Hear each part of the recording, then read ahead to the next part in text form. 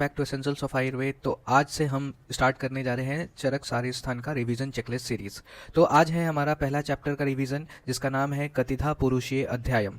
ठीक है, तो ये चैप्टर बेसिकली चरक संहिता का सबसे बड़ा चैप्टर है। तो थोड़ी सी वीडियो लॉन्ग हो गई, उसके लिए सॉरी, लेकिन ये सबसे बड़ा चैप्टर है और बेसिकली ये फिलोसफिकल चैप्टर है, इसलिए ये थोड़ा सा बोरिंग चैप्टर भी है। लेकिन हम पूरा कोशिश करेंगे कि इस चैप्टर में जितना एग्जाम के लिए जरूरी है उतना ही करें, बाकी फालतू की चीजें हम लोग ना करें। तो चलिए शुरू करते हैं। तो इस चैप्टर का नाम है कतिधा पुरुषीय शारीरम अध्याय। ठीक है, तो विमान स्थान की व्याख्या करने के बाद, समाप्त करने के बाद, अब यहाँ पे आचार्य ने कतिधा पुरुषीय नामक शरीर की व्याख्या की है। मैं बेसिकली ये क्वेश्चन आंसर बेस्ड चैप्टर है, तो थोड़ा सा इंटरेस्टिंग भी आपको लगेगा, तो इतना भी बोरिंग नहीं लगेगा, लेकिन थोड़ा सा फिलोसफिकल है। जिसको फिलोसफी में इंटरेस्ट होगा उसको ये इंटरेस्टिंग लगेगा चैप्टर।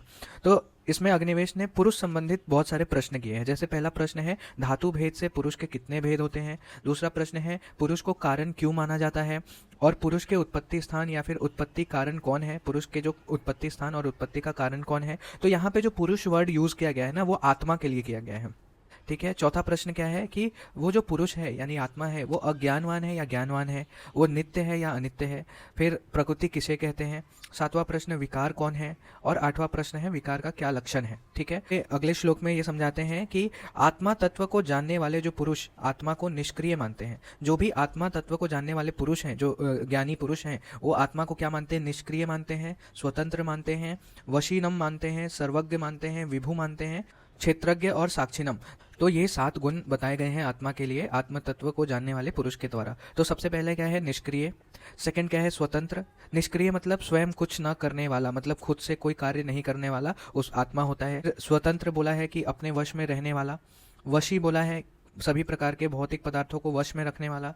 सर्वज्ञ बोला है यानी कि हर जगह प्रेजेंट होता है, ओमनी प्रेजेंट। विभु बोला है अगेन व्यापक होता है, हर जगह व्यापक होता है। और क्षेत्रज्ञ बोला है यानी कि शरीर को जानने वाला। और साक्षी। ये 7 गुण हमें हमेशा याद रखना है। नेक्स्ट प्रश्न क्या पूछते हैं कि निष्क्रिय अर्थात किसी प्रकार का क्रिया से रहित आत्मा को की क्रिया क्या हो सकती है। मतलब ये बोलते हैं कि जो आत्मा को तो निष्क्रिय बताया गया है, तो वो अपनी क्रिया को कैसे करता है, कैसे क्रियाएं होती है उसकी। नेक्स्ट क्वेश्चन क्या है कि यदि आत्मा स्वतंत्र है तो वह अनिष्ट यानी कि जिसमें उत्पन्न होने की इच्छा नहीं हो, ऐसे नीच योनि में कैसे वो जन्म ले लेता है। नेक्स्ट प्रश्न क्या पूछते हैं कि यदि आत्मा को वशी यानी कि जितेंद्रिय स्वीकार किया जाए तो असुख यानी कि दुख को उत्पन्न करने वाले भावों से वह बलपूर्वक कैसे आक्रांत हो जाता है, मतलब कैसे अट्रैक्ट हो जाता है। अगला प्रश्न है कि जब आत्मा को सर्वगत माना गया है, मतलब हर जगह माना जाता है, तब वह सब प्रकार की सब स्थानों में होने वाली वेदनाओं को क्यों नहीं जान पाता है। ठीक है, नेक्स्ट क्वेश्चन क्या है कि यदि आत्मा को विभु माना जाता है तो वह पर्वत, दीवाल और ओट में स्थित पदार्थों को क्यों नहीं देख पाता है। यानी कि इसका तात्पर्य ये है कि यदि आत्मा को सर्वत्र व्यापक माना जाए तो उसके लिए पर्वत, दीवाल आदि व्यवधान यानी कि रुकावट, ऑब्स्ट्रक्शन, वस्तु दर्शन के प्रति बाधक नहीं होना चाहिए था, क्योंकि वो तो हर जगह है। फलतः उसको सभी समय में सभी पदार्थों का दृष्टिगोचर होना चाहिए। और नेक्स्ट क्वेश्चन क्या पूछते हैं कि यह आत्मा पहले क्षेत्र है या फिर क्षेत्रज्ञ है। तो यहाँ पे आचार्य जो है वो क्षेत्रज्ञ और क्षेत्र का विवेचन करते हैं, क्षेत्रज्ञ और क्षेत्र का विवेचन करते हैं। ये इंपॉर्टेंट है। क्षेत्रज्ञ का मतलब होता है कि शरीर को जानने वाला, और क्षेत्र का मतलब होता है शरीर। तो हम आत्मा को पहले क्षेत्रज्ञ स्वीकार करें तो ऐसा उचित नहीं प्रतीत होता है। अगर हम लोग क्षेत्रज्ञ क्या हो, शरीर को जानने वाला, अगर शरीर ही नहीं रहेगा तो किसको जानेगा आत्मा। इसीलिए क्षेत्रज्ञ पहले नहीं हो सकता है, वो क्षेत्र होना चाहिए पहले, क्योंकि सबसे पहले क्षेत्र यानी कि जानने योग्य कोई वस्तु होगी तब ना, शरीर होगा तब ना जानेंगे उसको।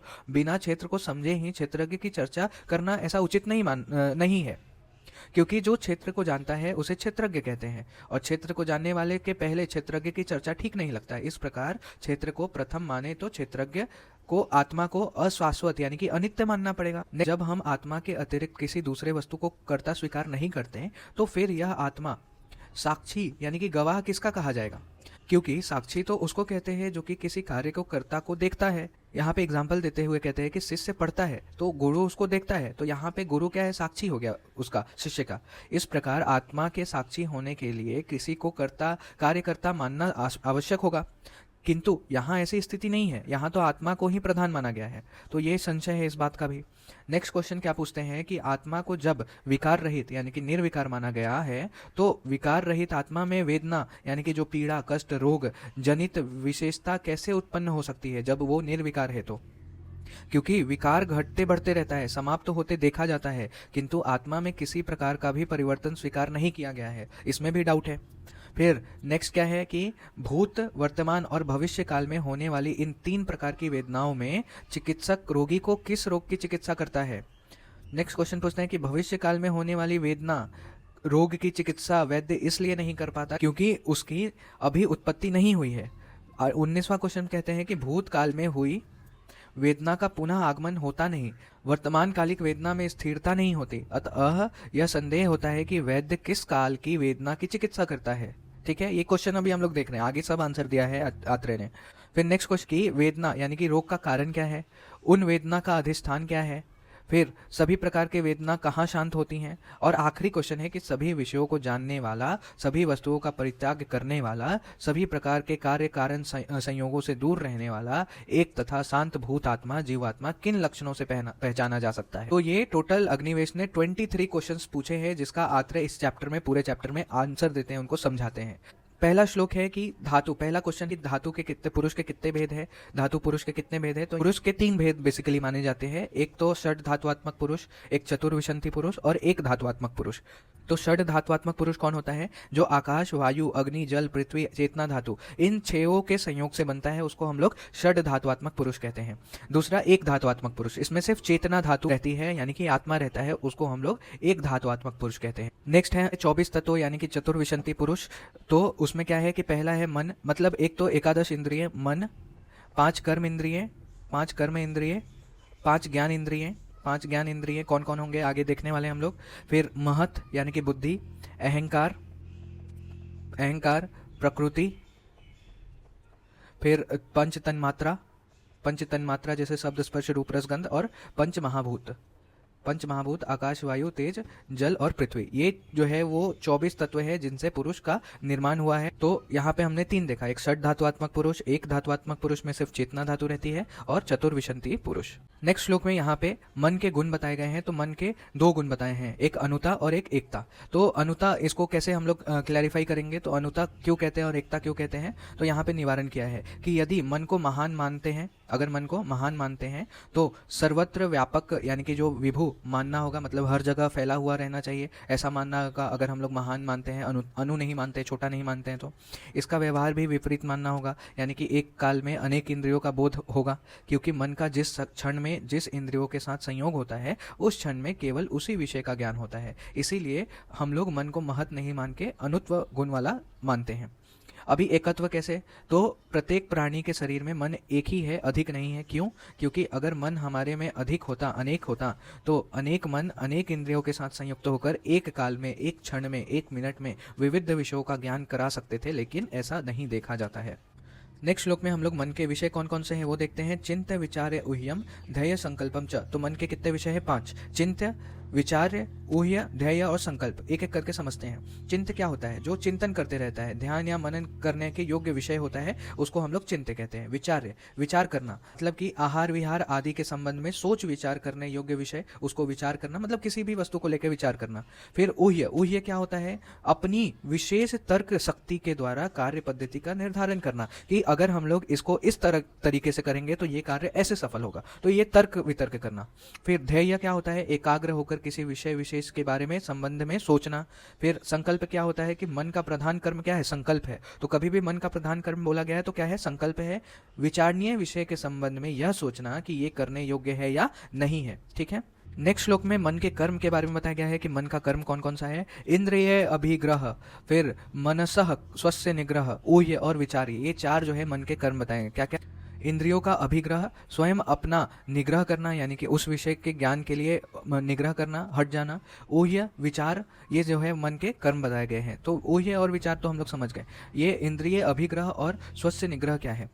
इंद्रिय अभिग्रह का तात्पर्य है कि काल, जिस काल में जिस इंद्रिय विशेष में व्यापार की इच्छा पुरुष को होती है, उस काल में मन उस इंद्रियों का अभिग्रहण करता है, यानी कि चारों ओर से ज्ञान करता है। ठीक है, और स्वस्य मनसा निग्रह क्या होता है कि अपने मन का निग्रह करना, जिसके लिए आध्यात्म की परम आवश्यकता होती है, मतलब बुरी चीजों से मन को हटाना, ये स्वस्य निग्रह है। मन उसकी तरफ नहीं जाने देना, ये क्या है, स्वस्य निग्रह। नेक्स्ट हम लोग देखते हैं ज्ञान का क्रम क्या है। तो सबसे पहला है कि मन के साथ युक्त होकर इंद्रिय अपने इंद्रियार्थ का ग्रहण ग्रहण करेंगी। बेसिकली हुआ क्या, पहले जो इंद्रिय हैं अपने विषयों का ग्रहण करेंगे, फिर वो मन के साथ उसका संयोग होगा, फिर मन जो है वो अपने संकल्पात्मक कर्म, जो संकल्प कर्म है, उससे उस विषय के गुण और दोष के बारे में कल्पना करेगा, फिर उसके बाद निश्चयात्मक बुद्धि उत्पन्न होती है। ठीक है, ये वाला यहाँ पे हमने दिखा दिया है कि पहले इंद्रिय अपने विषय का ग्रहण करेगा, मन इंद्रिय से संयोग होगा, फिर वो अपना संकल्प करेगा और फिर निश्चयात्मक बुद्धि उत्पन्न होगी। नेक्स्ट श्लोक में इंद्रियों का क्रमशः वर्णन देखने वाले हैं। तो जिनसे बुद्धि अपने व्यापार में प्रवृत्त होती है वे अपने अपने कर्म के अनुसार अनुमान करने योग्य 5 ज्ञानेंद्रिय क्रमशः एक एक महाभूत की अधिकता से युक्त होते हैं। आइए समझते हैं क्या है। जैसे नेत्र है, नेत्र यानी कि आई, नेत्र का विषय क्या है, रूप है। अब इन दोनों का उत्पत्ति कारण जो है वो तेज है। नेक्स्ट है घ्राण, जो कि गंध विषय का ग्रहण करता है और उसका उत्पत्ति किससे होता है, पृथ्वी महाभूत से। फिर उसी तरह जिह्वा का रस विषय है और वो कहाँ से, जल महाभूत से उत्पन्न होता है। कर्ण का शब्द विषय है जो कि आकाश महाभूत से उत्पन्न होता है। त्वचा का स्पर्श विषय है और वायु महाभूत से उत्पन्न होता है। नेक्स्ट श्लोक में 5 कर्म इंद्रिय दिए गए हैं और उनके कर्म बताए गए हैं। 5 कर्म इंद्रिय कौन कौन से हैं, हस्त, पाद, गुद, उपस्थ, वाग इंद्रिय। ये जो है वो 5 कर्म इंद्रिय हैं। क्या क्या, हाथ है, 2 हाथ है, 2 पैर है, एक गुद है, एक उपस्थ है और एक वाग इंद्रिय यानी कि वाणी है। ये 5 हैं। उसके कर्म क्या क्या हैं, तो पैर का कार्य है गमन यानी कि चलना, पायु यानी कि गुद का कार्य क्या है, मल का त्याग करना, और उपस्थ का कार्य क्या है, मूत्र का त्याग करना और वीर्य का त्याग करना। हाथों का कार्य क्या है, ग्रहण करना, धारण करना। जिह्वा ये वाक इंद्रिय है और इस शब्द उत्पन्न करना, इसका वाणी उत्पन्न करना कार्य है। वाणी 2 तरह की होती है, सत्य और असत्य यानी कि अनृत। यहाँ पे क्या बोला है कि जो सत्य वाणी होती है वो ज्योतिमय होती है और ज्योतिर्मय होती है, और जो झूठ होती है वो तमो गुणमय होती है। नेक्स्ट यहाँ पे महाभूत के गुण और उनके नाम बताए गए हैं। कौन कौन से महाभूत हैं, आकाश, वायु, अग्नि, जल, पृथ्वी। ये 5 महाभूत हैं और इनके गुण शब्द, स्पर्श, रूप, रस, गंध, ऐसे याद रख सकते हैं हम लोग। नेक्स्ट है महाभूत में गुणों में गुणांतर प्रवेश, जो कि हम लोग अभी डिस्कस कर चुके हैं कि सबसे पहले आकाश तत्व आया तो इसका गुण जो है वो सिर्फ शब्द है, और उसी तरह वायु आया तो शब्द स्पर्श है, तेज आया तो शब्द स्पर्श रूप तीनों आ गया, जल आया तो ये तीनों के साथ रस गुण आ गया इसमें, और पृथ्वी में 5 गुण आते हैं। नेक्स्ट यहाँ पे पंच महाभूत के लक्षण क्या क्या हैं, तो ये इंपॉर्टेंट श्लोक है। खर द्रव चलो उष्णत्वम भूजल अनिल तेजसाम आकाशस्य अप्रतिघातो दृष्टम लिंगम यथाक्रमम। यहाँ पे पंच महाभूत के लक्षण बताए गए हैं, जैसे खरत्व, द्रवत्व, चलत्व, उष्णत्व, ये सभी जो है आकाश का लक्षण। अप्रतिघात बताया गया है। खरत्व पृथ्वी का लक्षण है, द्रवत्व जल का लक्षण है, चलत्व अनिल का वायु का लक्षण है, और उष्णत्व तेज का लक्षण है। ठीक है, और आकाश का क्या है, अप्रतिघात ये लक्षण है। उपरयुक्त प्रथम 4 के लक्षण का ज्ञान स्पर्श इंद्रियों के त्वचा के द्वारा किया जा सकता है, लेकिन आकाश का जो लक्षण है अप्रतिघात, उसको त्वचा इंद्रिय, स्पर्श इंद्रिय के द्वारा नहीं माना जा सकता है, नहीं किया जा सकता है। नेक्स्ट श्लोक में अर्थ की परिभाषा बताई गई है कि इंद्रियों के विषय शब्द आदि के गुण ही अर्थ है। मतलब इंद्रियों के जो विषय हैं उनको ही इंद्रियार्थ कहते हैं, बस इतना ही है। जैसे नेत्र का रूप है अर्थ, फिर कर्ण का शब्द अर्थ है ना, तो ये सब उसके अर्थ हैं। जो इंद्रियों के द्वारा ग्रहण किए जा सकते हैं उसको अर्थ कहा जाता है। नेक्स्ट श्लोक में यहाँ पे है कि बुद्धि का नाम भेद, बुद्धि का नाम भेद। तो मनुष्य की जो बुद्धि जिस क्षण में जिस इंद्रियों का सहारा लेकर जिस विषय के ज्ञान के लिए प्रवृत्त होती है, वह बुद्धि उस काल में उस इंद्रिय के नाम से कही जाती है। जैसे फॉर एग्जाम्पल अगर हम लोग चक्षु कोई चीज़ देख रहे हैं तो उस समय चक्षु इंद्रिय किसी रूप का ग्रहण करेगा तो उस समय चक्षुष बुद्धि कहलाएगी। उसी तरह श्रवण बुद्धि, घ्राणज बुद्धि, रसन बुद्धि, त्वचा की बुद्धि और मानस बुद्धि, ये 6 प्रकार की बुद्धि यहाँ पे बताई गई है। बुद्धि का भेद वहाँ पे सेम वही है कि आत्मा, इंद्रिय, मन और अर्थ, इनके प्रत्येक के सन्निकर्ष से उत्पन्न होने वाली बुद्धियां कार्यों तथा इंद्रियार्थों भेद से अनेक प्रकार की होती है। सेम चीज है यहाँ पे, चक्षु बुद्धि, श्रोत्र बुद्धि, घ्राण बुद्धि, रसन बुद्धि और स्पर्श बुद्धि। ठीक है, नेक्स्ट श्लोक में संयोगज बुद्धि का स्वरूप बताया गया है कि अंगुली और अंगुष्ठ तल के संयोग से उत्पन्न शब्द और वाणी में लगे हुए तारों का नाखून के द्वारा हिलाने से उत्पन्न होने वाला शब्द जिस प्रकार विभिन्न होता है, मतलब जैसे हम लोग चुटकी बजाते हैं उसका शब्द और वीणा से जो शब्द निकलते हैं वो दोनों विभिन्न हैं, उसी प्रकार आत्मा, इंद्रिय, मन जो है ये सभी विषयों के संयोग होने पर विविध प्रकार की बुद्धि देखी जाती है। नेक्स्ट श्लोक है राशि पुरुष के परिचय के बारे में। तो बेसिकली मैंने बोला था कि जहाँ पुरुष शब्द का उपयोग हो रहा है उसको आत्मा समझना है, और जहाँ राशि पुरुष आएगा उसको जीवात्मा समझना है। ठीक है, तो यहाँ पे ये है कि बुद्धि, इंद्रिय, मन और इंद्रियों के अर्थ के संयोग को धारण करने वाले को पर समझना चाहिए, यानी कि उत्तम और श्रेष्ठ समझना चाहिए। इन चतुर्विशंति तत्व की राशि को ही राशि पुरुष कहा जाता है। बेसिकली जो चतुर्विशंति पुरुष हैं जो कि 24 तत्वों से बने हुए हैं, 24 तत्वों से बने हैं, जैसे हमने देखा था महत है, अहंकार है, प्रकृति है, फिर तन्मात्रा है, पंच तन्मात्रा है, 11 इंद्रिय है, मन और 5 ज्ञान इंद्रिय, 5 कर्म इंद्रिय हैं, फिर पंचभूत है, इन सभी से बने बने हुए पुरुष को राशि पुरुष समझना चाहिए। नेक्स्ट श्लोक में हम लोग देखते हैं राशि पुरुष का अनंत संयोग, यानी कि ये राशि पुरुष अनंत कब बन जाता है। तो रजोगुण और तमोगुण से युक्त जो 24 तत्व वाले पुरुष का यह संयोग अनंत कहलाता है।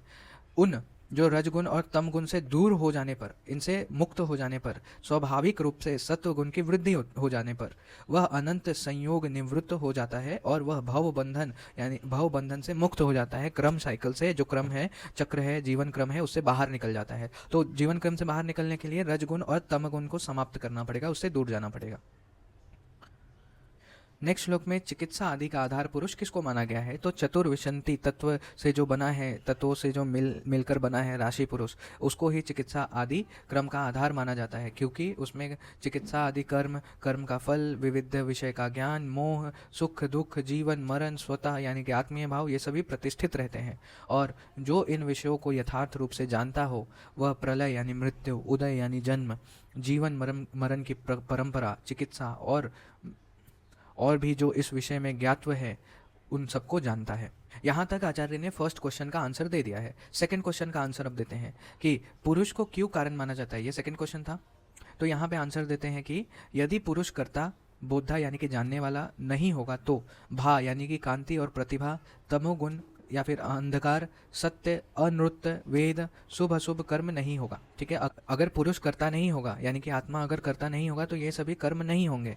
यदि पुरुष की कारणता को स्वीकार नहीं किया जाए तो न आश्रय, न सुख, न अर्ति यानी कि कोई पीड़ा नहीं, न गति कोई गति नहीं, न आगति, न वाक, न विज्ञान, न विभिन्न शास्त्र, न जन्म, न मरण, न बंधन, न मोक्ष आदि किसी भी की भी सत्ता नहीं होगी। इसीलिए कारण के जानने वाले विद्वान पुरुष को ही कारण रूप में मानते हैं। नेक्स्ट है कि अगर आत्मा को कारण स्वीकार नहीं किया जाए तो ऊपर युक्त जो भी आदि भाव कहे गए हैं अहेतुक यानी कि निष्प्रयोजन हो जाएंगे और इन में ज्ञान की उत्पत्ति नहीं हो सकती है। फिर इस प्रकार का भा, तमस आदि भावों का कोई प्रयोजन नहीं रह जाएगा। इसीलिए आत्मा को यानी कि पुरुष को कर्ता या कारण मानना पड़ेगा। नेक्स्ट श्लोक में आत्मा की कारणता के बारे में बताया गया है कि जिन आगमों यानी कि शास्त्र और प्रमाणों के द्वारा प्रमेय यानी कि यथार्थ ज्ञान कारक विषय पदार्थों का ज्ञान होता है, उन्हीं सभी कारणों से जो पुरुष है, जो आत्मा है, उसको हम लोग कारण या फिर कर्ता कहते हैं। फिर यहाँ पे ये भी बोलते हैं कि निरात्मावादी मत का विवेचन करते हैं आचार्य कि कुछ लोग का मत ऐसा होता है कि परिवर्तन परंपरा से प्राप्त वे भाव दूसरे दूसरे होते हैं, न कि वे ही स्थिर रहते हैं, किंतु वे परिवर्तन को प्राप्त भाव पूर्व के सदृश होते हैं, मतलब समान आकृति वाले होते हैं। नए रूप को प्राप्त भाव समान रूपता कारण ही ऐसा लगता है कि इनमें कोई परिवर्तन नहीं हुआ है। मतलब ऐसा लगता है कि जो नया है वो उसमें कोई परिवर्तन नहीं होता है, उसके आकार वगैरह में समान आकृति वाला होता है, तो ऐसा लगता है कि ये पुराना ही है, कोई नया नहीं है। इस प्रकार के भावों का समूह निरीश यानी कि ईश्वर की सत्ता, आत्मरहित सत्व कहा जाता है। ऐसा वह पुरुष ना ही करता है और ना ही भोगता है। फिर यहाँ नेक्स्ट श्लोक में उक्त मत का खंडन किया जा रहा है कि जो लोग आत्मा की स्थिरता को स्वीकार नहीं करते हैं, उनके मत से अन्य भावों के द्वारा किए गए शुभ और अशुभ कर्म का फल अन्य भावों के द्वारा भोगा जाएगा, तो जो संभव नहीं होता है। यानी कि अगर एक आत्मा कोई कर्म करता है तो उसका जो भोग है उसी आत्मा को भोगना पड़ेगा, कोई दूसरा भोगने वाला नहीं आएगा। श्लोक में आत्रेय का मत बताया गया है कि कर्ता के कारण यानी कि कार्य संपादन करने में सहायक साधन अनेक प्रकार के देखे जाते हैं, किंतु कर्ता एक ही होता है। कारणों से युक्त कर्ता सभी कार्यों का कारण होता है, यही देखा जाता है। नेक्स्ट श्लोक में दूसरा प्रमाण बताते हैं कि भावों के विनाश में निमेष से शीघ्रतर काल का प्रयोग होता है, अर्थात निमेष काल विभाजन की सूक्ष्म अवधि है, उससे भी कम समय लगता है भावों के विनाश होने में। जब शरीर आदि भावों का विनाश हो जाता है तो पुनः उसका सद्भाव नहीं देखा जाता है और अपना किया हुआ शुभ अशुभ कर्म का फल दूसरे को प्राप्त नहीं होता है, क्योंकि यह मत तत्ववेताओं यानी कि जीवन रहस्य विदों का है।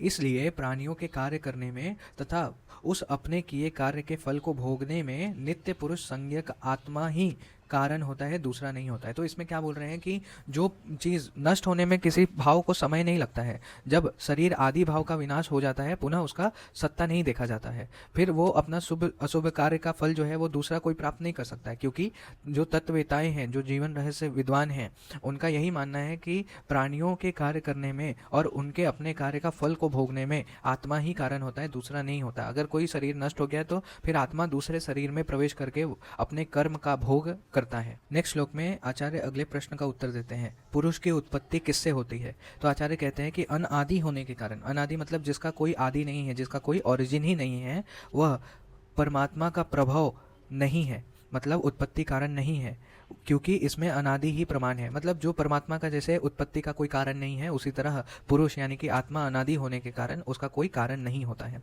लेकिन जो राशि संज्ञक पुरुष होता है वो मोह, इच्छा, द्वेष आदि कर्मों से उत्पन्न होता है, इसीलिए वो सकारण है। नेक्स्ट श्लोक में आचार्य अगले प्रश्न का उत्तर देते हैं कि आत्मा ज्ञानी है या अज्ञानी? तो आचार्य कहते हैं कि आत्मा तो ज्ञानी है, इसके ज्ञान की जो प्रवृत्ति है मन सहित कारणों के संयोग से होता है। जैसे हमने देखा था कि जब इंद्रिय अपने विषयों का ग्रहण करते हैं, मन इंद्रियों का ग्रहण करता है और आत्मा, मन फिर संकल्प करता है, फिर आत्मा उसको आत्मा के साथ संयोग होता है, तब जो है वो निश्चयात्मक बुद्धि उत्पन्न होती है। तो कारण यानी कि जो इंद्रिय के स्वच्छ नहीं रहने पर या फिर सम्यक योग न होने से ज्ञान की प्रवृत्ति नहीं होती है। तो जब ये चेन टूट जाएगा तो फिर वो ज्ञान नहीं होगा। ज्ञान न होने में कारण, तो जिस प्रकार जो मलिन दर्पण शीशा में देखने पर अपना रूप नहीं दिखाई देता, इसीलिए मलिन जल में पदार्थों के दर्शन नहीं होते, उसी प्रकार चित्त विकार युक्त होगा तो तत्व का दर्शन नहीं होगा, यानी कि वास्तविक पदार्थ का दर्शन नहीं होगा। एक श्लोक में करण आत्मा संयोग फल का विवेचन बताया गया है कि मन, बुद्धि इंद्रिय अर्थात ज्ञान इंद्रिय जो भी चक्षु, श्रोत्र, घ्राण, रसना, त्वचा, कर्म इंद्रिय जैसे 5 था, हस्त, पाद, गुद, उपस्थ और वाक्य, ये करण यानी कि ये इंद्रिय हैं, करण इंद्रिय हैं। ठीक, कर्ता कौन है? आत्मा। और करण कौन है? ये सभी मन, बुद्धि इंद्रिय, ज्ञान इंद्रिय, कर्म इंद्रिय। कर्ता का इंद्रियों के साथ संयोग होने से कर्म यानी कि कार्य संपन्न होता है, वेदना की उत्पत्ति होती है, इसी को बुद्धि भी कहा गया है। अकेला भूत आत्मा यानी कि जो जीव आत्मा है किसी भी प्रकार के कार्य को करने के लिए प्रवृत्त नहीं हो सकता, वह अकेले कर्म के फलों को भी नहीं भोग पाता है। यह सब आत्मा इंद्रियों के संयोग से ही होता है, उसके बिना कोई कार्य नहीं हो सकता है। ठीक है।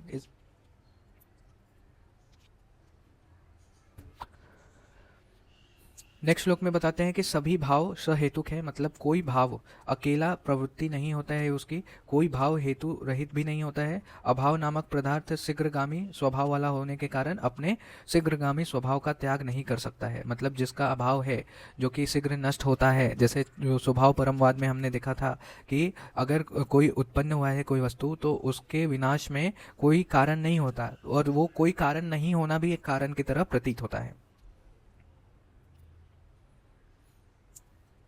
नेक्स्ट श्लोक में आचार्य 5वें प्रश्न का उत्तर देते हैं कि पुरुष नित्य है या अनित्य है? तो अनादि पुरुष नित्य है। अनादि पुरुष कौन है? अव्यक्त यानी कि जिसका कोई आदि नहीं है, आत्मा, वो नित्य है। अब इस आदि विपरीत हेतुज पुरुष कौन हो जाएगा? जो मोह, इच्छा आदि से पैदा हुआ है। पूर्व उक्त राशि पुरुष अनित्य है, यानी पुरुष तो नित्य है क्योंकि वो अनादि है, और लेकिन राशि पुरुष वो हेतुज कारणों से उत्पन्न होता है, इसलिए वो अनित्य है। आचार्य कहते हैं कि जिसका सत्ता है, जिस भाव की सत्ता है लेकिन उसका कोई कारण नहीं हो तो वो अनित्य माना जाता है। मोह आदि उपरयुक्त हेतुओं से उत्पन्न पुरुष जो राशि पुरुष है, सत्तावान है, उसका सत्ता है और कारणवान भी है, उसके कारणवान भी है, इसलिए उसको अनित्य माना गया है। नेक्स्ट श्लोक में आचार्य जो है वो आत्मा की नित्यता को बताते हैं। वह जो सत्य है उत्पत्ति धर्म से रहित होने के कारण अग्राह्य होता है, उसकी नित्यता किसी भी उत्पत्ति धर्म वाले भाव से सिद्ध नहीं की जा सकती है, नहीं होती है। जो नित्य पुरुष है वह अव्यक्त है, अव्यक्त होने के कारण वह अचिंत्य है। इसके विपरीत जो राशि पुरुष कहा गया है वह व्यक्त और चिंत्य है। ठीक है। फिर कुछ और भी विचार बताए गए हैं कि प्रारंभ में जिसको चेतना धातु अपि एकः पुरुष स्मृतः कहा गया है वह आत्मा अव्यक्त, क्षेत्रज्ञ, शाश्वत, विभु और अव्यय होता है। उससे जो दूसरा पुरुष बताया गया है, जो चतुर्विंशति पुरुष बताया गया है, राशि पुरुष, उसके व्यक्त कहते हैं। पुनः इन दोनों के भेद का वर्णन किया जा रहा है। व्यक्त पुरुष उसको कहते हैं जो इंद्रियों के द्वारा जाना जा सकता है, जिसका ग्रहण इंद्रियों के द्वारा किया जा सकता है। इसके विपरीत दूसरा अव्यक्त पुरुष, उसका ज्ञान लिंग द्वारा होता है, वह अति इंद्रिय होता है, यानी कि 5 इंद्रियों के द्वारा ग्रहण नहीं किया जा सकता है। वो क्या है? आत्मा। यहाँ पे देखते हैं कि लिंग ग्रहण का मतलब क्या होता है। जिस लक्षण विशेष से निश्चित वस्तु का ज्ञान हो उसे लिंग कहते हैं। ठीक है, श्लोक में 6th क्वेश्चन का आंसर देते हैं आचार्य, प्रकृति किसे कहते हैं।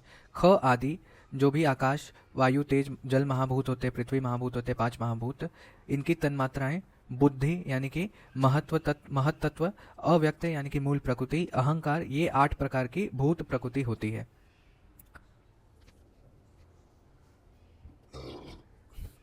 तो इसमें याद रखना है कि प्रकृति कितने प्रकार की होती है, 8 टाइप्स की प्रकृति होती है। और ये भी याद रखना है इसमें 5 तन्मात्रा, फिर बुद्धि, अव्यक्त, अहंकार, ये मिला के 8 प्रकार की प्रकृति बनती है। नेक्स्ट क्वेश्चन का आंसर देते हैं, विकार कितने होते हैं। तो षोडश विकार यानी कि 16 टाइप्स होते हैं विकार के। क्या क्या होते हैं, 5 बुद्धि इंद्रिय यानी कि ज्ञान इंद्रिय, 5 कर्म इंद्रिय, 1 मन और 5 इंद्रियों के अर्थ, इनके विशेष शब्द, स्पर्श, रूप, रस, गंध, ये जो है वो षोडश विकार होते हैं, 16 विकार होते हैं। नेक्स्ट श्लोक में क्षेत्रज्ञ का परिचय दिया गया है। अव्यक्त यानी कि जो प्रधान या फिर मूल प्रकृति रूप पुरुष होता है, उससे रहित उपर्युक्त 7 भूत प्रकृति 16 विकार के समावेश से क्षेत्र कहा गया है। इनके समावेश को यानी कि सिर्फ अव्यक्त यानी प्रकृति को छोड़ दें, बाकी जो 16 विकार और 7 प्रकृति मिल गई है उसको हम लोग क्षेत्र कहते हैं। इस क्षेत्र को जानने वाले को ही हम लोग क्षेत्रज्ञ कहते हैं। जैसे आत्मा क्या है, क्षेत्रज्ञ। श्लोक में आचार्य सृष्टि क्रम के बारे में बताते हैं। अव्यक्त से बुद्धि उत्पन्न होता है, बुद्धि तत्व से अहंकार उत्पन्न होता है, अहंकार से आकाश आदि सूक्ष्म महाभूत उत्पन्न होता है क्रम से, और फिर उसके बाद संपूर्ण अंग प्रत्यंग से पूर्ण होकर उत्पन्न हुआ कहा जाता है। तो ये सृष्टि है। कैसे कैसे, पहला अव्यक्त यानी कि मूल प्रकृति, उससे बुद्धि आया, बुद्धि उत्पन्न हुआ, बुद्धि के बाद अहंकार उत्पन्न हुआ, फिर अहंकार से जो आकाश आदि सूक्ष्म महाभूत उत्पन्न हुए, और फिर पूरे अंग प्रत्यंग उत्पन्न हुआ। नेक्स्ट श्लोक में आचार्य प्रलय का परिचय देते हैं कि संपूर्ण अंगों के साथ उत्पन्न वह पुरुष प्रलय काल में पुनः इसके इष्ट भाव यानी कि जो भाव पुरुष की उत्पत्ति के लिए अभिष्ट माने गए हैं, जो जैसे 24 तत्व जिनके संयोग से उसकी उत्पत्ति हुई है, इनसे रहित यानी कि पंचत्व को प्राप्त हो जाता है, मिट्टी में मिल जाता है। यह पुरुष उत्पत्ति काल में अव्यक्त रूप से व्यक्तता को प्राप्त होता है। यानी कि अव्यक्त था पहले, फिर व्यक्त हुआ। जो यहाँ पे हमने जो सृष्टि क्रम देखा उससे क्या हुआ, व्यक्त हुआ, और प्रलय काल में पुनः व्यक्त रूप से वो अव्यक्तता की ओर जाता है। जैसे हमने क्या देखा कि अव्यक्त से बुद्धि, बुद्धि से अहंकार, अहंकार से आकाश, आकाश आदि सूक्ष्म महाभूत, उससे फिर व्यक्त पुरुष उत्पन्न हुआ। लेकिन ये प्रलय में उल्टा होता है, व्यक्त से आकाश आदि सूक्ष्म महाभूत, फिर से अहंकार, अहंकार से बुद्धि, बुद्धि से फिर अव्यक्त, फिर बुद्धि तत्व से अव्यक्त, ऐसे चलता है, उल्टा चक्र चलता है, अपने अपने तत्वों में विलीन हो जाते हैं। रजोगुण और तमोगुण से घिरा हुआ जन्म मरण के क्रम में चक्र के समान घूमता रहता है। जब तक रजगुण और तमगुण से मुक्ति नहीं होगा तब तक जन्म और मरण के क्रम में के चक्र में घूमता रहेगा। जिन पुरुषों के रजगुण तमगुण की अत्यंत आसक्ति होती है और जो अहंकार में पड़े हैं, वे ही जन्म मरण के बंधन में पड़े रहते हैं। इसके अतिरिक्त जो रजगुण और तमगुण से दूर हो गए हैं, जो अहंकार रूप मिथ्या ज्ञान से मुक्त हो गए हैं, अर्थात जो सत्वगुण प्रधान तत्वज्ञानी हैं, वे जन्म मरण के सांसारिक बंधन से मुक्त हो जाते हैं। नेक्स्ट श्लोक में आचार्य 8वें प्रश्न यानी कि पुरुष के क्या लक्षण है, इसका आंसर देते हैं। आत्मा के क्या लक्षण है, ऐसे भी क्वेश्चन आ सकता है। तो ये श्लोक हमारे लिए बहुत इंपॉर्टेंट है। अगर याद होता है तो आप याद करने का कोशिश करें, नहीं तो ऐसे भी चलेगा, 1-2 लाइन भी याद रहेगा तो चलेगा। तो देखते हैं क्या क्या है। प्राण वायु, अपान वायु का गतिशील रहना, फिर निमेश, उन्मेष जो इंस्पिरेशन एक्सपिरेशन होता है वो, जीवन, मन की गति, इंद्रियांतर संचार यानी कि मन का जब जिस इंद्रियों के साथ संपर्क होता है तब उस विषय का ज्ञान होता है, अतः इसका प्रत्येक इंद्रियों में संचार होता है। इंद्रियों को अपने अपने विषय ग्रहण के लिए प्रेरित करना, धारण करना, स्वप्न की स्थिति में एक स्थान से दूसरे स्थान चले जाना, पंचत्व का ग्रहण करना, फिर दाहिने आंख से देखी हुई वस्तु को उसी रूप में बाईं आंख से स्वीकार करना, इच्छा, द्वेष, सुख, दुख, प्रयत्न, चेतना, धृति, बुद्धि, स्मृति, अहंकार, इन भावों का होना, ये परमात्मा यानी कि पुरुष के लक्षण है, पुरुष के लिंग है। क्योंकि ऊपर युक्त ये लिंग जीवित पुरुष में प्राप्त होते हैं, न कि मरे हुए शरीर। इसलिए शरीर शास्त्र के रहस्य को जानने वाले महर्षियों ने जीवात्मा के उक्त लक्षण कहे हैं। एक श्लोक में आचार्य जो है पंचत्व की निरुक्ति बताते हैं कि उस आत्मा के शरीर से निकल जाने पर यह शरीर शून्य आकार यानी कि गृह जैसा प्रतीत होता है, खाली घर के जैसा लगता है, और अचेतन यानी चेतना रहित हो जाता है। उस समय इस शरीर में केवल पंच महाभूत यानी कि जो 5 महाभूत है, पृथ्वी, जल, तेज, वायु, आकाश, शेष रह जाते हैं। अतएव वह शरीर पंचत्व को प्राप्त हो जाता है, मृत हो जाता है, ऐसा कहते हैं। नेक्स्ट श्लोक में आचार्य 9th क्वेश्चन का आंसर देते हैं कि निष्क्रिय आत्मा सक्रिय कैसे हो सकती है। आचार्य कहते हैं कि मन अचेतन होता हुआ भी क्रियावान होता है, पर यानी आत्मा चेतनावान होता है। जब उस आत्मा का मन के साथ संयोग होता है तो सभी प्रकार की क्रियाएं होने लगती हैं। अतः सभी प्रकार की क्रियाओं का निर्देश आत्मा को ही माना जाता है। क्योंकि आत्मा चेतनावान है इसलिए वह कर्ता कही जाती है, और मन अचेतन होता है अतः वह क्रियावान भी नहीं कहा जाता है। नेक्स्ट श्लोक में आचार्य 10th क्वेश्चन का आंसर देते हैं। 10th क्वेश्चन क्या है कि यदि आत्मा स्वतंत्र है तो अनिष्ट योनि में यानी कि निचले योनि में क्यों जन्म लेती है। तो आचार्य कहते हैं कि प्राणी मात्र अपने अपने कर्म के अनुसार आत्मा को सभी योनियों में प्राणों से युक्त करता है, क्योंकि इस पे उसका नियंत्रण नहीं होता है। किसका नियंत्रण होता है? कर्म का नियंत्रण होता है। इसीलिए जैसा हम लोग कर्म करेंगे वैसे ही हम लोग का फल मिलेगा, और उसी के हिसाब से आत्मा जो है वो उच्च और नीच दोनों योनियों में जाकर जन्म लेता है। नेक्स्ट श्लोक में 11th प्रश्न का आंसर देते हैं कि यदि आत्मा वशी है तो उसे कष्टप्रद भाव कैसे दबा लेते हैं, मतलब जो दुख वाले भाव है कैसे आकर्षित कर लेते हैं। अगर वो वशी है तो आत्मा सबको वश में करती है तो आचार्य आंसर देते हैं कि वशी यानी कि सर्वथा स्वाधीन आत्मा जो शुभ और अशुभ कार्य करती है उसे करके वह उसके फल का भी उपभोग करती है। यही आत्मा मन को समाधि स्थित कर देती है, अर्थात सभी प्रकार के चित्त वृत्तियों के निरोध में आत्मा ही कारण होती है। वशी अपनी इच्छा के अनुसार सभी का त्याग कर देती है। तो इस श्लोक से हमें क्या समझ में आया कि आत्मा वशी कैसे है? क्योंकि वो मन को समाधि स्थित करने यानी कि चित्त वृत्तियों से निरोध पाने में आत्मा कारण होता है मन का, इसलिए उसको वशी बोला गया है। क्योंकि पिछले श्लोक में हमने देखा कि उछले निचले जाति में जाने में आत्मा का नियंत्रण नहीं है, उसमें कर्म का नियंत्रण है। अगर हम लोग कर्म करते रहेंगे, बुरे कर्म करेंगे, अच्छे कर्म करेंगे, तो उसके हिसाब से आत्मा को फल भोगते रहना पड़ेगा। नेक्स्ट श्लोक में आचार्य 12th प्रश्न का आंसर देते हैं कि सर्वगत आत्मा सभी पीड़ाओं को क्यों नहीं जान पाती है। आत्मा अगर सर्वगत है, विभू है, तो सभी पीड़ाओं को क्यों नहीं जान पाती है। तो यद्यपि आत्मा जो है वो सर्वगत होती है, विभू होती है, लेकिन तथापि वह देहगत आत्मा अपने अपने विषयों को ग्रहण करने में अपने शरीर के स्पर्श इंद्रियों से ही संबंध रखती है। इसलिए वह सभी शरीर के स्थित सभी प्रकार के वेदनाओं को नहीं जान पाती है। थोड़ा इसको और डिटेल में समझते हैं कि जैसे आत्मा मन के साथ और मन उस अपने अपने इंद्रियों के साथ जब संयोग करता है तब उस विषय का ज्ञान उस क्षण में होता है। विशेषता यह है कि आत्मा एक विशेषण यहाँ पे देही बोला गया है, देही दिया गया है, अर्थात प्रत्येक देह में स्थित आत्मा उक्त ज्ञान प्रकार के अनुसार उस देह के सुख दुख का ही ज्ञान करने में सामर्थ होती है, ना कि दूसरे के देह के सुख दुख के ज्ञान में समर्थ होती है। मतलब दूसरे के सुख दुख को, दूसरे की पीड़ा को नहीं समझ पाती, क्योंकि आत्मा को ज्ञान कैसे होता है? मन और इंद्रियों के थ्रू होता है। तो इसलिए वो जो है वो सभी प्रकार के वेदनाओं को नहीं जान पाती है। नेक्स्ट श्लोक में आचार्य 13 प्रश्न का उत्तर देते हैं कि विभू पर्वत आदि की ओट में स्थित पदार्थों को क्यों नहीं देख पाता। आत्मा विभू होने के कारण भी पर्वत आदि रुकावट से कैसे अवरोध हो जाता है, उसके पार क्यों नहीं देख पाता। तो इसका आंसर देते हैं कि यह आत्मा सर्वगत है, सभी जगह है, महान भी है यानी कि बड़े से भी बड़ा है, अतएव इसमें विभुत्व गुण विद्यमान है। यह आत्मा चंचल मन का समाधान कर लेने से, अर्थात जब मन को समाधि स्थित कर लेती है तब वह पहाड़ दीवाल आदि के ओझल पदार्थों को भी देख लेती है।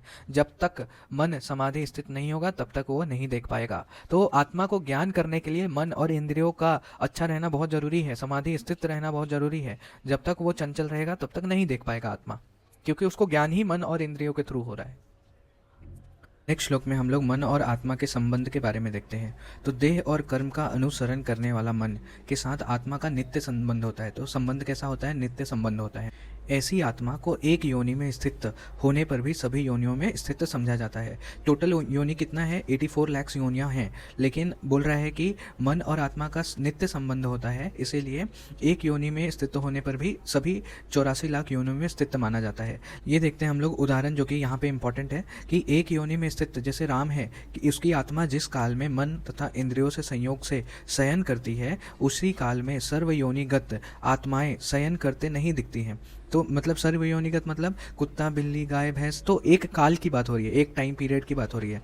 इसीलिए यह उक्त शास्त्र का प्रत्यक्ष विरोध उपलब्ध है। तो ये हम लोग मान नहीं सकते ना कि मतलब एक योनि में स्थित है तो सभी योनियों में स्थित माना जाएगा। तो इसलिए महर्षि आत्रेय का ऐसा श्लखन भी स्वीकार नहीं किया जा सकता।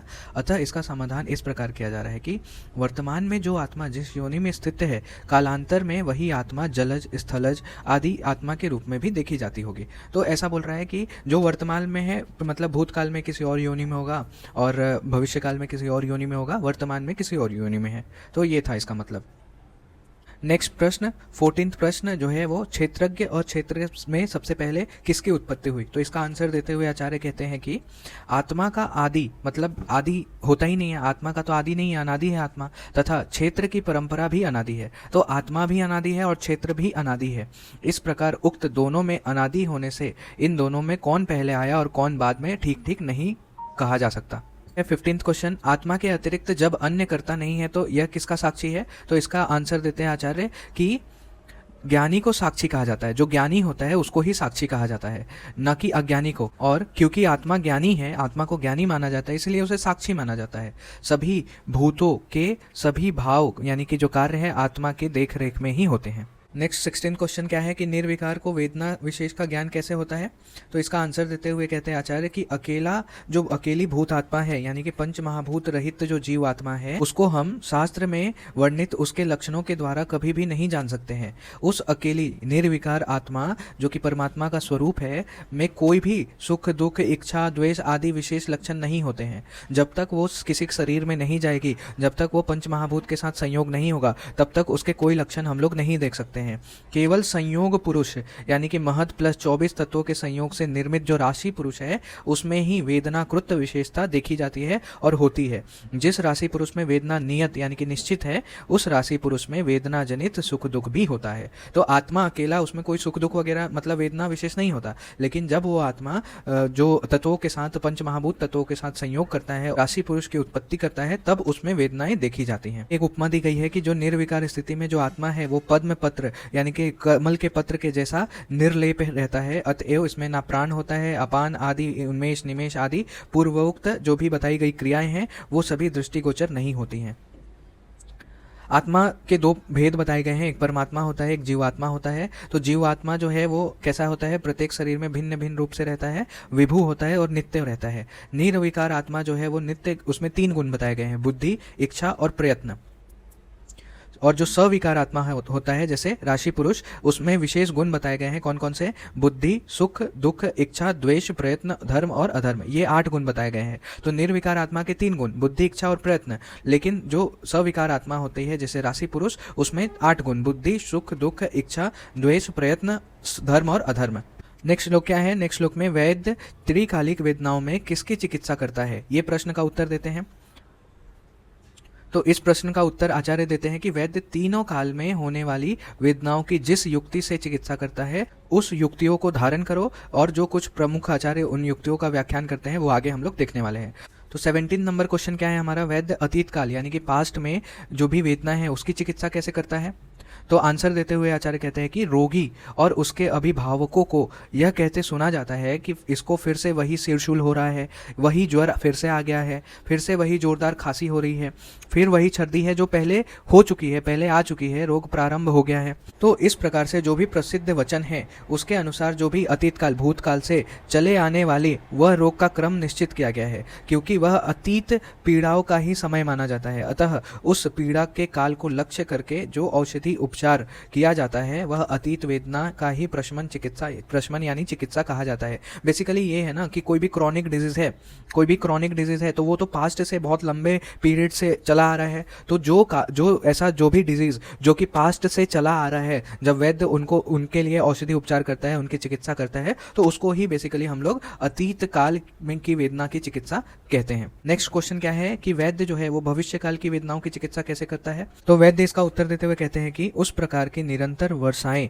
यानी कि जो अतिवृष्टियां फिर से ना हो जाएं, जिनसे पहले के शस्य जो है वो नष्ट हो गए हैं, फसल नष्ट हो गए हैं, इसके प्रतिकार के लिए जिस प्रकार के पहले से ही बांध की व्यवस्था कर ली जाती है, उसी प्रकार हम भविष्य में होने वाले विकारों की चिकित्सा के लिए जागरूक रहते हैं। बेसिकली यहाँ पे हम लोग कह सकते हैं एग्जाम्पल वैक्सीनेशन जो हम लोग करते हैं, वैक्सीनेशन ताकि वो डिजीज भविष्य में हमें ना हो जाए, इसीलिए हम लोग वैक्सीनेशन करते हैं, इम्यूनाइजेशन करते हैं। तो यही चीज़ है, वैद्य जो है वो इम्यून कर देता है, हमारे इम्यून सिस्टम को बढ़ा देता है, वैक्सीनेशन लगा देता है, जिससे आने वाला जो रोग है, होने वाला जो रोग है वो नहीं होता है। और यहाँ पे आचार्य ने फसल आदि का जैसे पहले वर्षा हुई, पहले बाढ़ आ गया जिससे फसल खराब हो गया, लेकिन अब हमने क्या किया, बांध बना दिया जिससे बाढ़ नहीं आया और फसल खराब नहीं हुआ। तो ये भी एक तरह से चिकित्सा है, इसी को भविष्यकालिक चिकित्सा कही गई है। नेक्स्ट क्वेश्चन क्या है कि वैद्य वर्तमान काल की वेदनाओं की चिकित्सा कैसे करता है। तो इसका आंसर देते हुए आचार्य कहते हैं कि सुखदायक कारणों का निरंतर सेवन करने से दुखों का पारंपरिक अनुबंध समाप्त हो जाता है तथा सुखद भावों की प्रवृत्ति होने लगती है, और सम धातु स्वयं न विषमता को प्राप्त होती है और न ही विषम धातु समता को प्राप्त होती है, क्योंकि देह स्थिति धातुएं हेतुओं के अनुरूप ही उत्पन्न होती है। इस युक्ति को आधार मानकर वैद्य जो है वो त्रिकाल चिकित्सा यानी कि भूत भविष्य वर्तमान में स्थित रोगों का विनाश करता है, क्योंकि उपधा रहित चिकित्सा जो है उसको नैष्ठिकी चिकित्सा कहते हैं। तो इसमें बहुत चीज समझने वाला है। सबसे पहले तो वर्तमान चिकित्सा को समझते हैं। तो बेसिकली इसमें क्या है कि अगर हम लोग हितकर आहार विहार करेंगे, सात्मय का पालन करेंगे तो क्या होगा कि हमें दोष नहीं होगा, हमारी धातुएं जो है वो सम अवस्था में बनी रहेंगी और बिगड़े हुए धातु जो है वो भी सम अवस्था में को प्राप्त हो जाएंगी। तो उसमें कह रहे हैं और हमें कोई भी किसी भी प्रकार की बीमारी नहीं होगी, किसी भी प्रकार का दुख नहीं होगा।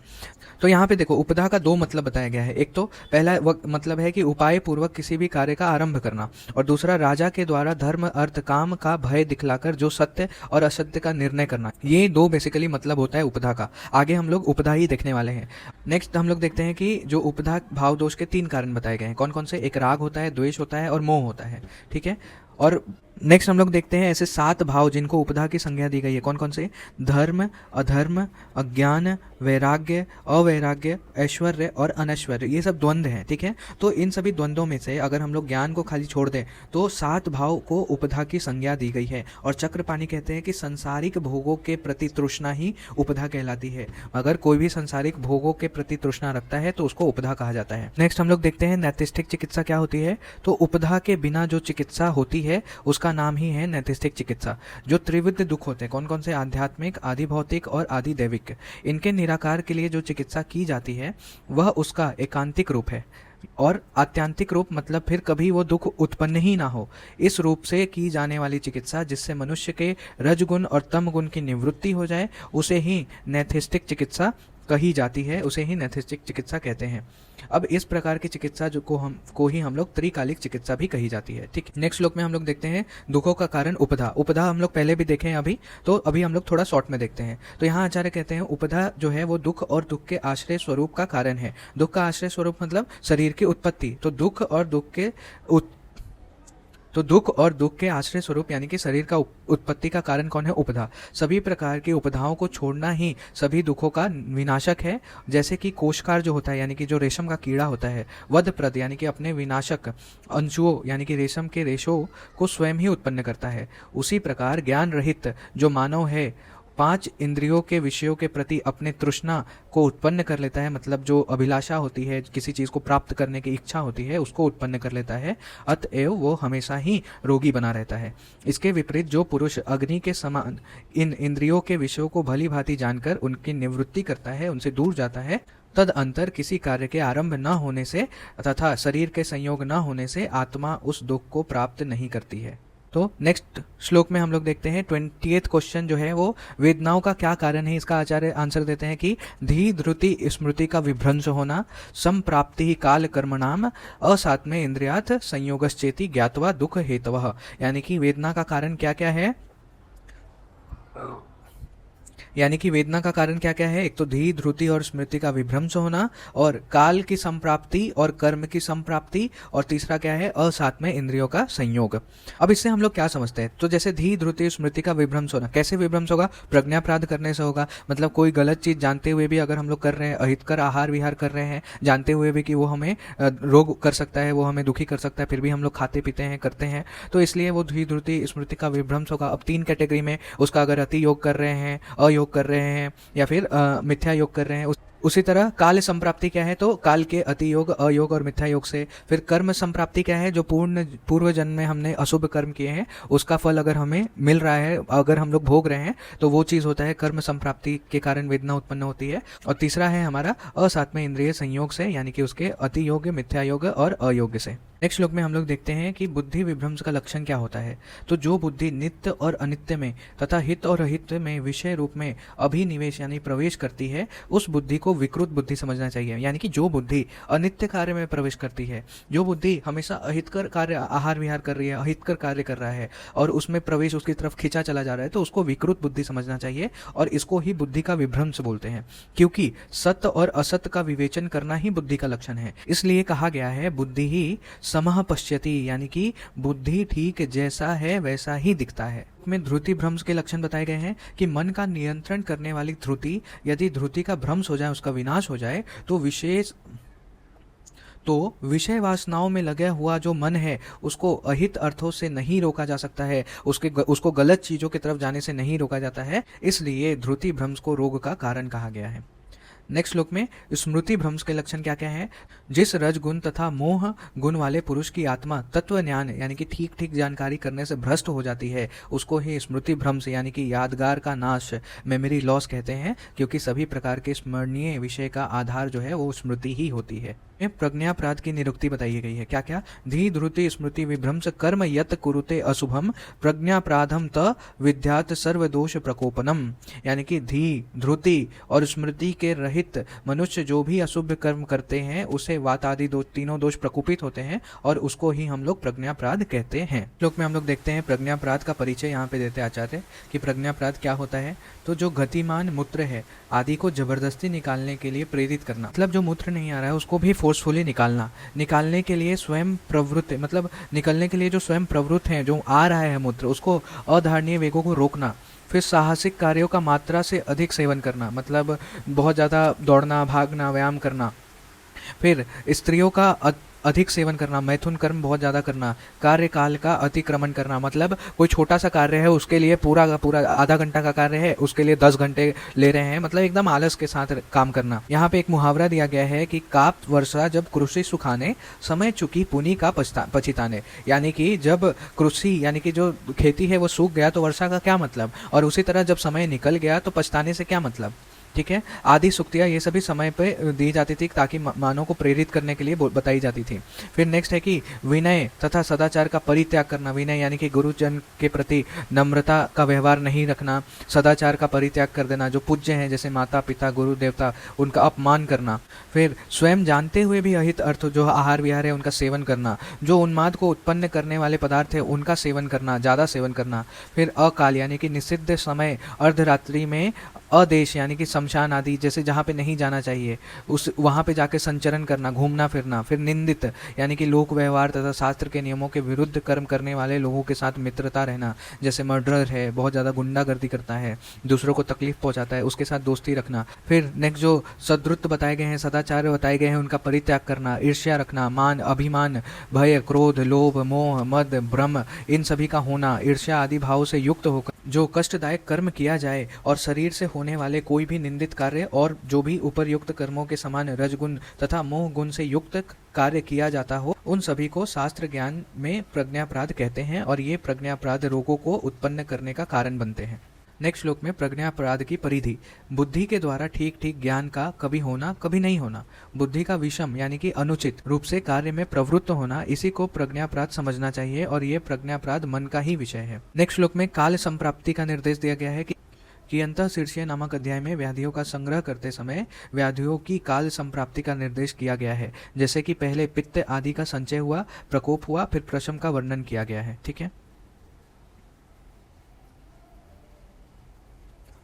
जैसे हम यहाँ देखते हैं कि पित्त आदि का संचय प्रकोप और प्रशमन कैसे होता है। तो जैसे पित्त है तो वर्षा ऋतु में इसका चय हुआ, शरद ऋतु में इसका प्रकोप हुआ, हेमंत ऋतु में प्रशम हो गया।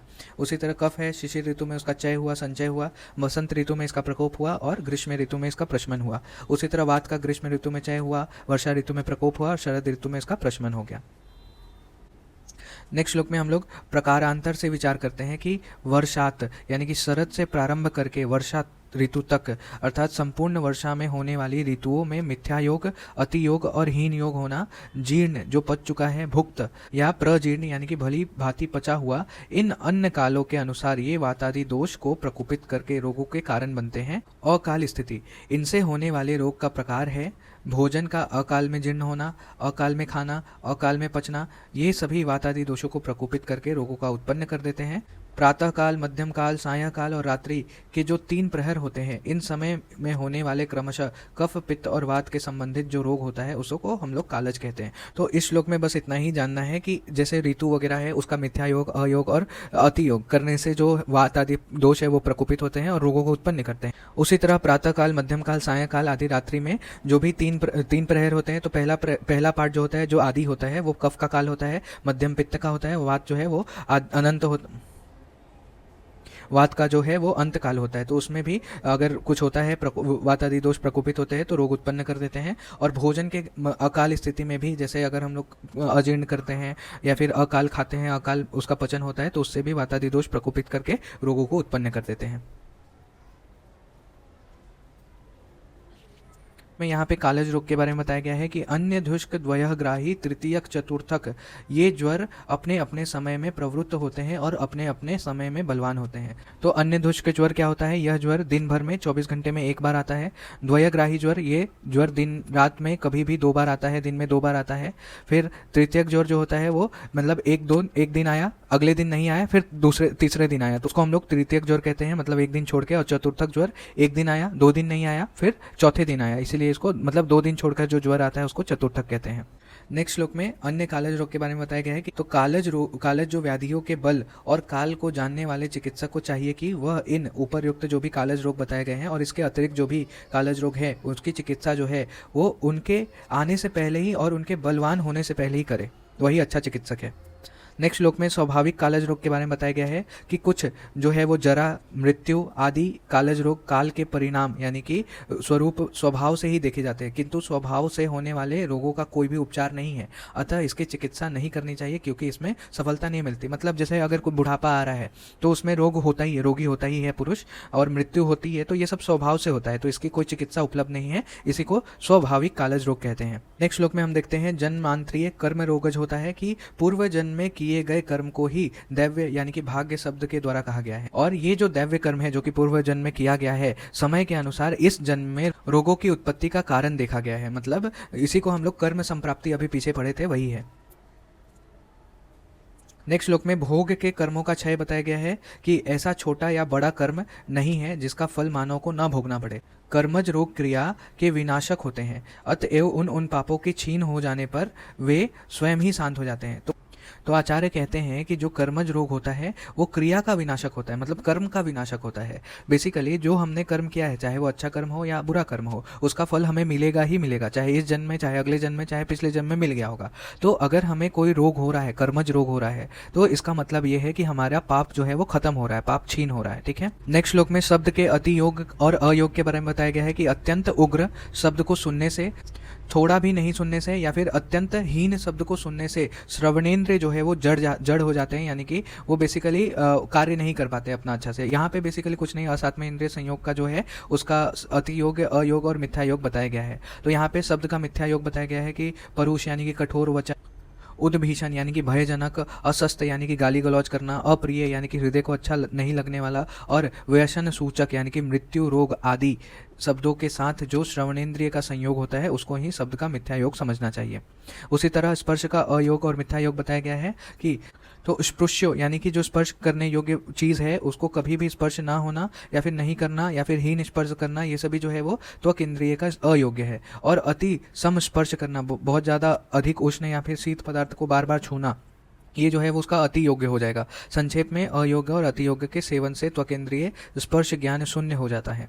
ठीक है। इसका मिथ्या योग बताया गया है कि जो भूत यानी कि प्रेत, पिशाच, कीटाणु, विषाक्त वायु का स्पर्श करना, अकाल में स्नेह, शीत, उष्ण पदार्थों का त्वचा के साथ स्पर्श करना, ये सभी जो है वो त्वक इंद्रिय के मिथ्या योग कहे गए हैं। नेक्स्ट श्लोक में रूप का अति योग और अयोग बताया गया है कि सूर्य आदि तेजस्वी पदार्थों के निरंतर देखने से अथवा अत्यंत सूक्ष्म पदार्थों का निरंतर देखने से दृष्टि का विनाश हो जाता है, यह उसका अति योग्य है। और आंखों से भी देखने का उपयोग न लेने से भी चक्षु इंद्रिय का विनाश हो जाता है, और ये उसका अयोग्य है।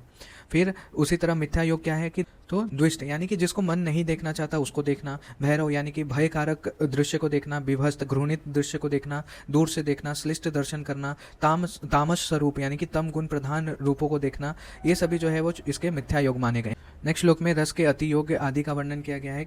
अत्यादन, किसी रस का बहुत ज़्यादा अधिक सेवन करना, उसका अतियोग होता है। अनादन यानी कि उसका एकदम सर्वथा ग्रहण ही नहीं करना, उसका अयोग हो जाता है। और ओक में यानी कि शरीर के अनुकूल से विपरीत रस का सेवन करना, मतलब उसको अल्पादन करना, ये सभी जो है वो मिथ्या योग में आता है। नेक्स्ट है गंध के अयोग तथा अति। तो अत्यंत साधारण गंधों का सूंघना, किसी प्रकार के गंध का थोड़ा भी नहीं सूंघना, ये दोनों गंध के अयोग्य हैं। फिर अति तीक्ष्ण उग्र गंधों का सूंघना गंध का अति योग माना गया है। इन दोनों ही प्रकार में घ्राणेन्द्रिय जो है वो उसकी शक्ति विनाश हो जाती है।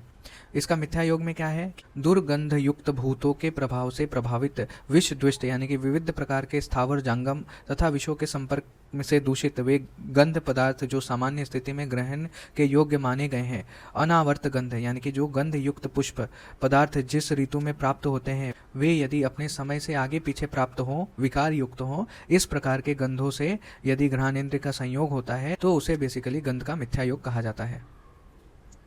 नेक्स्ट हम लोग देखते हैं उपसंहार। तो ये इंद्रिय के असात्मय विषयों का 3 प्रकार जो अयोग, अतियोग और मिथ्या योग का संयोग वातादि दोषों के प्रकोपित करके रोगों को उत्पन्न करता है, यहाँ पे उन्होंने उपसंहार किया है। नेक्स्ट श्लोक में असात्मय की परिभाषा बताते हैं आचार्य। असात्मय इति तद विद्यात यन याति सहात्मताम, यानी कि जो आत्मा के साथ आत्मीयता यानी कि अपनापन, हितकारिता न रखे उसे असात्मय कहते हैं। यानी कि जो मन और शरीर के साथ आत्मीयता, अपनापन नहीं रखे उसको हम लोग असात्मय कहा जाता है। असात्मय बेसिकली सात्मय का विपरीत होता है। जैसे नेक्स्ट श्लोक में असात्मय इंद्रियार्थ संयोगज रोग बताए गए हैं। उपरोक्त जो भी शब्द, स्पर्श, रूप, रस, गंध इनके स्वतंत्र रूप से या सम्मिलित रूप से अति योग, हीन योग, अयोग्य, मिथ्या योग से जो रोग उत्पन्न होते हैं उसको विद्वान चिकित्सक इंद्रियक या फिर इंद्रिय संबंधित रोग समझें। नेक्स्ट है वेदनाओं का कारण क्या है। अशांत वेदनाएं यानी कि सभी प्रकार के रोगियों की पीड़ाओं का ये यहाँ तक कि इस अध्याय में कहे गए सब कारण होते हैं। सुख का कारण क्या है, तो दोषों का समभाव में स्थित होना ही सुख का कारण है, किंतु वह समयोग दुर्लभ होता है, मतलब बड़ी कठिनाई से कभी कहीं दिखाई देता है। तो यहाँ पे दुखों वेदनाओं का कारण है तो प्रतिकूल वेदनीय दुखम और अनुकूल वेदनीयम सुखम। तो सुख का कारण बहुत ही दुर्लभ होता है जहाँ पे दोष जो है वो सम अवस्था में बने रहेंगे, और वेदनाओं का कारण क्या है जो अभी हमने पीछे देखा, और दोषों का बैलेंस नहीं रहना, ये सभी वेदनाओं का कारण है।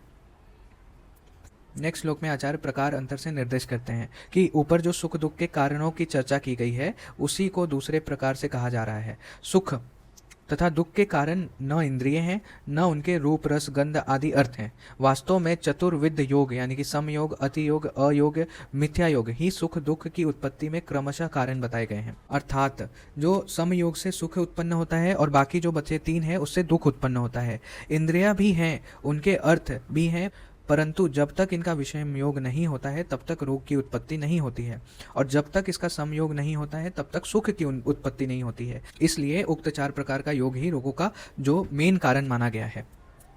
सुख और दुख के कारण क्या है, तो आत्मा, इंद्रिय, मन, बुद्धि, कर्म के बिना न सुख गोचर, मतलब ना सुख दिखाई देता है और ना ही दुख।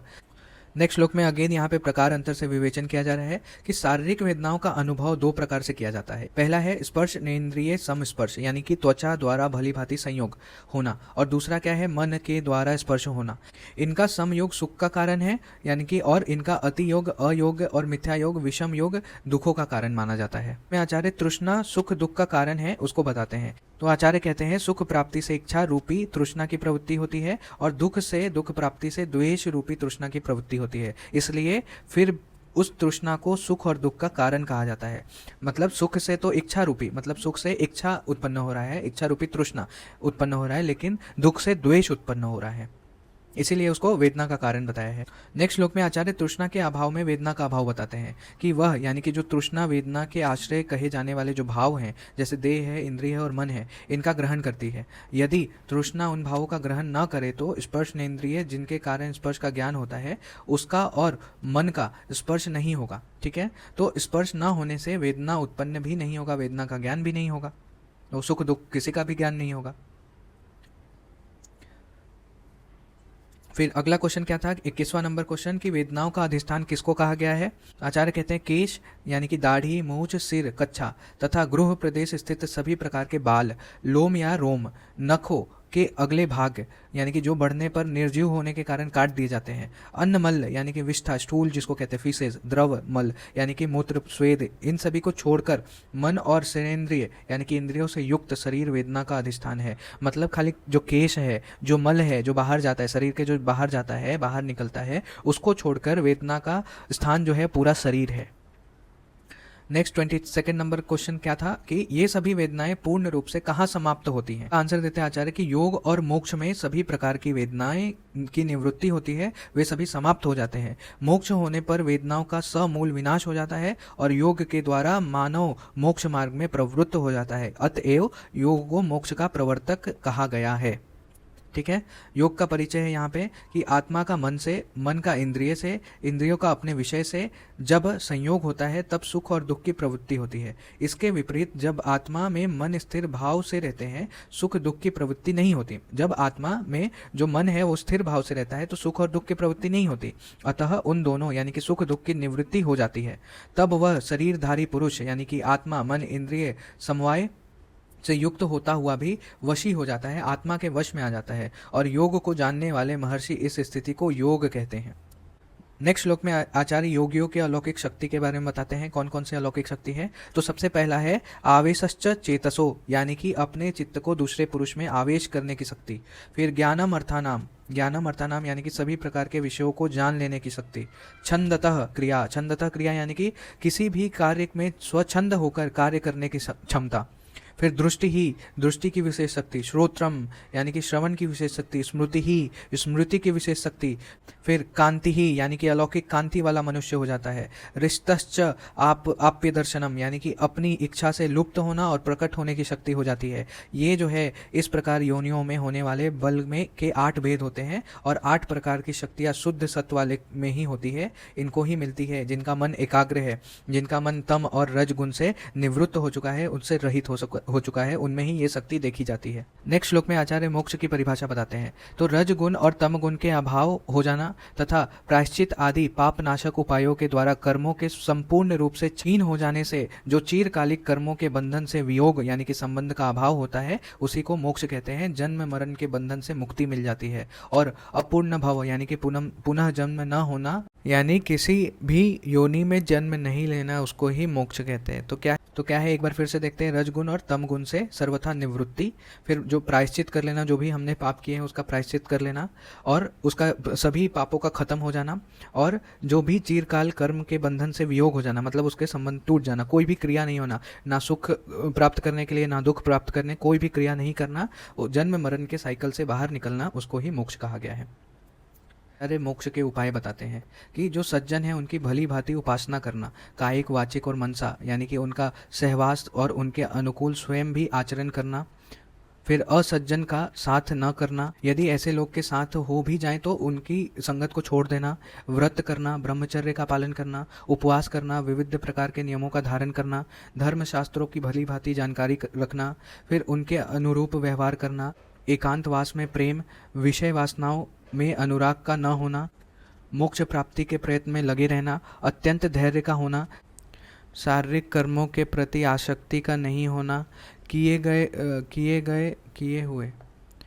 किए हुए सभी प्रकार के कर्मों का परिचय यानी कि सभी प्रकार के कर्मों का विनाश हो जाना। फिर नेक्स्ट है नैश्य कर्म यानी कि एग्जम्पशन फ्रॉम एक्ट और देयर कॉन्सिक्वेंसेस यानी कि भव बंधनों से मुक्त होने की इच्छा, अहंकार का परित्याग करना, सांसारिक संयोग को देखकर मन में भय की उत्पत्ति का होना। यहाँ जो संयोग है शारीरिक संयोग, उसका तात्पर्य है पुनर्जन्म। नेक्स्ट है मन का इंद्रिय आदि के साथ संयोग होना या करना प्रवृत्ति में कारण होता है और निवृत्ति मार्ग में बाधा होती है। मन और बुद्धि का समाधान अर्थात चित्त वृत्तियों को रोकना, अर्थ तत्व का परीक्षण करना, यह सब तत्व वास्तविक स्मृति की उपस्थिति से होता है। ठीक है, और ये सभी जो है वो मोक्ष के उपाय हैं, मोक्ष प्राप्ति के उपाय हैं। फिर नेक्स्ट श्लोक में आचार्य स्मृति से दुखों का अभाव बताते हैं। सज्जनों के सेवन से लेकर ध्रुति अर्थात मनोनिग्रह तक कहे गए नियमों का पालन करने से स्मृति की उपलब्धि होती है। उस स्मृति से भावों के स्वभाव का स्मरण करता हुआ पुरुष दुखदा भाव अर्थात दुख से मुक्त हो जाता है। ठीक है, नेक्स्ट श्लोक में आचार्य स्मृति के 8 कारण बताते हैं। तो जिन 8 कारण से स्मृति की उत्पत्ति होती है वे कौन कौन से हैं? पहला है निमित्त, रूप ग्रहण, सादृश्य, सादृश्य का विपर्य, सत्व अनुबंध, अभ्यास और ज्ञान योग, और लास्ट है पुनः श्रवण, दृष्ट, श्रुत एवं अनुभूत विषयों के स्मरण से स्मृति की उत्पत्ति होती है, ऐसा कहा गया है। तो एक एक करके हम लोग ये जो स्मृति के 8 कारण है उसका मतलब समझते हैं। पहला है निमित्त, इसका अर्थ है कि हेतु या फिर लक्ष्य को देखकर उसका स्मरण करना, यानी कि जैसे कोई भी कारण को देखकर कार्य की स्मृति होना। ठीक है। रूप ग्रहण का मतलब क्या है कि एक प्रकार के रूप को देखकर तद अनुसार अन्य वस्तु की स्मृति होना। फिर तीसरा है सादृश्य, मतलब एक जैसा दो सिमिलर चीज देखने से उसका स्मरण होना। फिर चौथा है विपर्य, यानी कि विपरीत लक्षणों से स्मृति का जन्म, जैसे मूर्ख से पंडित की और निर्धन से धनिक की स्मृति होना। फिर सत्व अनुबंध क्या है, तो मन का जिस वस्तु में संबंध स्थापित किया जाता है उस क्षण में उस विषय की स्मृति से अन्य वस्तु का विस्मरण होना, मतलब विस्मरण होना, उसको सत्व अनुबंध कहा जाता है, मतलब एक वस्तु के द्वारा दूसरे वस्तु का स्मरण होना। फिर छठा है अभ्यास, तो करत करत अभ्यास के जड़मति होत सुजान, जड़मति के स्मृति लाभ से में निरंतर अभ्यास ही कारण है, भली भांति किसी विषय को मन में बैठा लेना ही अभ्यास कहा जाता है। सातवां है ज्ञान योग, यानी कि ज्ञान का सम्यक योग स्मृति का कारण होता है। और लास्ट है पुनः श्रुति, यानी कि बार बार किसी बात को सुनने, देखने, अनुभव आदि से स्मृति का उदय होता है, स्मृति की उत्पत्ति होती है। तो ये 8 कारण है हमारे पास। नेक्स्ट श्लोक में आचार्य मोक्ष मार्ग के बारे में बताते हैं। तो जीवन मुक्त महर्षियों के द्वारा दिखलाया हुआ यह एक मार्ग है जिसे तत्व स्मृति बल कहते हैं। तत्व स्मृति बल, मोक्ष के मार्ग को हम लोग तत्व स्मृति बल कहते हैं। इस मार्ग का जिन लोगों ने अनुसरण किया वे पुनः इस संसार में नहीं आए, अर्थात जन्म मरण के बंधनों से नहीं पड़े, मुक्त हो गए हैं। योगियों ने इस तत्व जनित स्मृति बल को योग का मार्ग बताया है, और संख्यात धर्मा, यानी कि आत्मा प्रकृति के धर्मों को जानने वाले पुरुषों, ज्ञानियों और जीवन मुक्त पुरुषों ने उक्त योग मार्ग को ही मोक्ष का मार्ग बताया है। तो तत्व स्मृति बल क्या होता है, मोक्ष के मार्ग को ही कहते हैं। नेक्स्ट श्लोक में आचार्य पारमार्थिक तत्व का वर्णन करते हैं। कारण वाला सभी कार्य दुख है, वह कार्य अश्व यानी कि आत्मा से संबंधित नहीं है और अनित्य है। उस दुख को आत्मा द्वारा उत्पन्न किया हुआ नहीं समझना चाहिए। अज्ञानतावश मानव के मन में उसके प्रति अपनापन उत्पन्न होता है। ये मिथ्या ज्ञान तब तक बना रहता है जब तक कि सत्य बुद्धि यानी कि पारमार्थिक तत्व का उदय नहीं होता है। तो सत्य बुद्धि को ही पारमार्थिक तत्व बोला गया है। सत्या बुद्धि के उत्पन्न होते ही वह जान जाता है कि मैं अहंकार से उत्पन्न नहीं हूँ, यह सब मेरा नहीं है। इस स्थिति को प्राप्त ज्ञाता पुरुष सांसारिक बंधनों से छूटकर मुक्ति को प्राप्त कर लेता है। तो यही जो है वो पारमार्थिक तत्व है, सत्या बुद्धि का उत्पन्न होना। नेक्स्ट श्लोक में समस्त दुखों की निवृत्ति के बारे में बताते हैं आचार्य कि जब आत्मा सभी तत्वों को तत्व स्मृति बल से जानकर उसका अतिक्रमण कर लेती है, तब उस चरम संन्यास की अवस्था में संज्ञा रहित ज्ञान और विज्ञान सभी समाप्त हो जाते हैं, अर्थात सभी प्रकार के वेदनाओं से वह निर्मुक्त हो जाता है। नेक्स्ट श्लोक में 23rd नंबर क्वेश्चन का आंसर देते हैं कि प्रशांत भूतात्मा का किन लक्षणों से ज्ञान हो सकता है।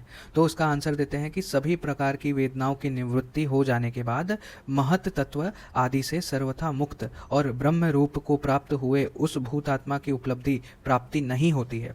तब वह प्राण अपान आदि भावों से पृथक हो जाता है और अतएव उसका कोई लक्षण दृष्टिगोचर नहीं होता है। ब्रह्म ज्ञानी ही ब्रह्म स्वरूप है और वह अक्षर यानी कि विनाश रहित तथा लक्षण रहित होता है। उसको ब्रह्म ज्ञानी ही जान सकता है, मूर्ख पुरुष उसे नहीं जान पाते हैं। तो यहाँ पे चरक संहिता का सबसे बड़ा चैप्टर और चरक शारीर स्थान का पहला चैप्टर का रिवीजन हमने कर लिया। Thank you, hope you like the video. Please do like, share and subscribe and give your valuable feedback in the comment box.